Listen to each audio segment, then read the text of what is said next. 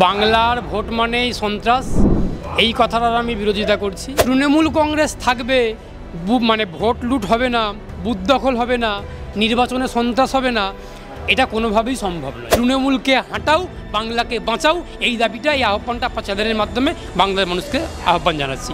শুভেন্দু অধিকারীর ডেডলাইন 2021 সাল থেকে দেখে আসছে বাংলার মানুষ। শুভেন্দু অধিকারী আভ্যন্তরীণভাবে, মানসিকভাবে, রাজনৈতিকভাবে সব দিক থেকে কিন্তু পুরোপুরি সম্পূর্ণভাবে তৃণমূলই। তার বাংলায় ভোট মানেই সন্ত্রাস, গুলি, মৃত্যু, তার পাশাপাশি ছাপ্পা বা কোনো জায়গায় দেখা যাচ্ছে যে বুথে গিয়ে আক্রান্ত হতে হচ্ছে বিভিন্ন কর্মীদেরকে, বিরোধীদেরকে।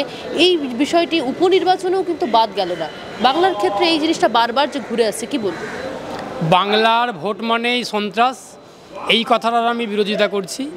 তৃণমূল মানেই সন্ত্রাস, তৃণমূল মানেই খুন, ভোটলুট আর বুথ দখল। তৃণমূল কংগ্রেস থাকবে, মানে ভোট লুট হবে না, বুথ দখল হবে না, নির্বাচনে সন্ত্রাস হবে না, এটা কোনোভাবেই সম্ভব নয়। এটা কোনোভাবেই সম্ভব নয়। এখন বিড়াল যদি বলা হয়, বিড়ালকে যদি বলে যে আমার সামনে মাছ রেখে দিলে এই মাছ খাবো না, একাকিত্ব দায়িত্ব দিয়ে গেলে, সেটা যদিও বিশ্বাস করা যায়, কিন্তু এই তৃণমূল কংগ্রেস থাকবে আর সন্ত্রাস হবে না, ভোট লুট হবে না, বুথ জ্যাম হবে না, খুন খারাপি হবে না, এটা কোনোভাবে বিশ্বাস করা যায় না। এখন বাংলার ভোট হচ্ছে মানেই এই জিনিসগুলো বারংবার হতে থাকছে। 11 সালের পর থেকে আমি যতটুকু জানি বা আমার যতটুকু মনে হয়, 11 সালটাই লাস্ট নির্বাচন হয়েছে শান্তিপূর্ণভাবে। তারপর থেকে কোনো নির্বাচন আর বাংলার মাটিতে অনুষ্ঠিত হয়েছে বলে গণতান্ত্রিক পরিবেশে আমার তো অন্তত মনে পড়ছে না, মনে হচ্ছে না। সাম্প্রতিককালের কোনো নির্বাচনেতেই কোনো রকম সুস্থ গণতন্ত্র কাকে বলে, সেই গণতান্ত্রিক আবহ, সেই গণতান্ত্রিক পরিবেশ বাংলার মানুষ কোনোভাবেই প্রত্যক্ষ করেননি। আর আপনি যেটা বললেন যে বাংলার বিধানসভা নির্বাচন বা লোকসভা নির্বাচন, এই নির্বাচনগুলো বা উপনির্বাচন, এই নির্বাচনগুলো তো মমতা বন্দ্যোপাধ্যায় বা তৃণমূল কংগ্রেসের কাছে তো অনেক বড় একটা নির্বাচন।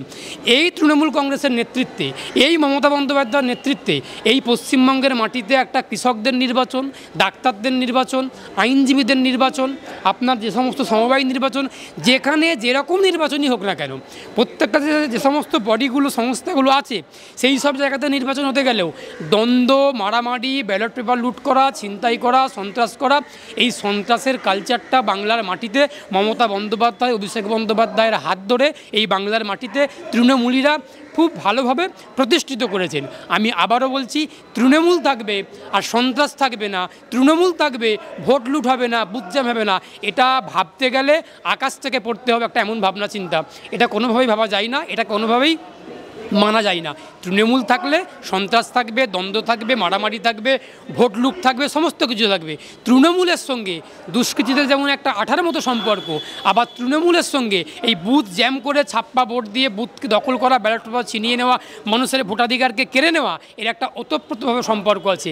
তৃণমূলকে হাঁটাও, বাংলাকে বাঁচাও, এই দাবিটা, এই আহ্বানটা চ্যানেলের মাধ্যমে বাংলার মানুষকে আহ্বান জানাচ্ছি। আচ্ছা, একদিকে শুভেন্দু অধিকারী বলছেন যে মুখ্যমন্ত্রীকে 2026 প্রাক্তন মুখ্যমন্ত্রী করবেন, অন্যদিকে তৃণমূলের তরফ থেকে বলা হচ্ছে প্রাক্তন বিরোধী দলনেতা করা হবে শুভেন্দু অধিকারীকে।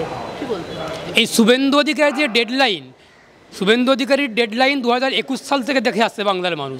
এই ঢপের চপ মমতা বন্দ্যোপাধ্যায়ের কৌশলকে অবলম্বন করে মমতা বন্দ্যোপাধ্যায় একের পর এক মানুষকে টুপি পরিয়ে, ঢপ দিয়ে, চপ দিয়ে বিভ্রান্ত করা, আর সেই মমতা বন্দ্যোপাধ্যায়ের তৃণমূলের গর্ভে শুভেন্দুর জন্ম হওয়া, আর সেই তৃণমূলী কালচারকে, তৃণমূলী কৌশলকে কাজে লাগিয়ে শুভেন্দু অধিকারী বাংলার মানুষকে, বিজেপি কর্মীদেরকে বিভ্রান্ত করছেন। এই বিভ্রান্ত জায়গাটা বিজেপির কর্মী সমর্থকরা বুঝে গেছেন।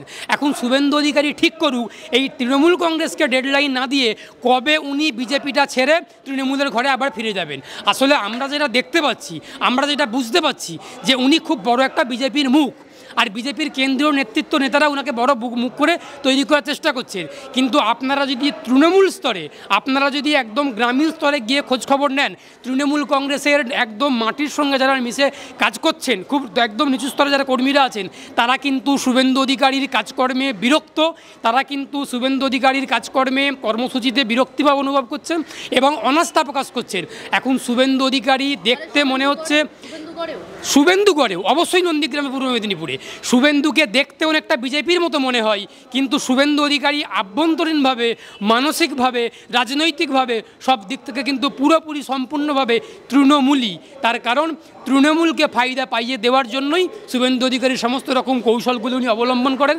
এ কথাটা শুনতে খারাপ লাগলেও বাস্তব কথা, এটা বিজেপি কর্মীরাও অনুভব করছেন যে শুভেন্দু অধিকারী আসলে তৃণমূলের একটা দালাল, আসলে প্রাক্তন তৃণমূলী নন, বর্তমানেই উনি তৃণমূলী। শুধুমাত্র বিজেপির মুখোশটা পরে বিরোধী দলনেতার মতো সেজে বিজেপি ভাব করে বাংলার মানুষকে বিভ্রান্ত করার চেষ্টা করছে।